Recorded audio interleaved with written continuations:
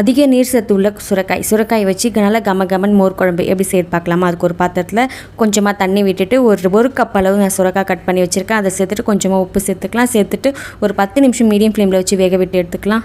இப்போ ஒரு மிக்ஸி ஜாரில் ஒரு 1/4 கப் அளவு தேங்காய், ஒரு 2-3 பச்சை மிளகாய், ஒரு சின்ன துண்டு இஞ்சி, ஒரு 10 சின்ன வெங்காயம், 1 ஸ்பூன் அளவு சீரகம், 2 ஸ்பூன் அளவு பொட்டுக்கடலை, கொஞ்சமாக தண்ணி விட்டுக்கலாம். இது நல்லா ஃபைன் பேஸ்ட்டாக அரைச்சி எடுத்துக்கலாம். இப்போ இதெல்லாம் அரைப்பட்டதும் 1 கப் அளவு தயிர் சேர்த்து இதையும் லைட்டாக ஓட்டி எடுத்துக்கலாம்.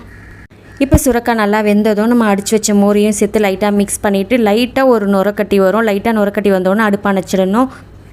இப்போ ஒரு வானலில் ஒரு 2 ஸ்பூன் அளவு எண்ணெய் விட்டுட்டு கொஞ்சமாக கடுகு, ஒரு 10 வெந்தயம், ஒரு 5-6 வரமிளகாய், ஒரு கொத்து கருவேப்பிலை, ஒரு 10 சின்ன வெங்காயம் சேர்த்து நல்லா வதக்கிக்கலாம். இப்போ இந்த அளவு வதங்கினதும் கொஞ்சமாக மஞ்சத்தூள், கொஞ்சமாக பெருங்காயத்தூள் சேர்த்துட்டு நம்ம மோர் குழம்போடு சேர்த்துக்கலாம்.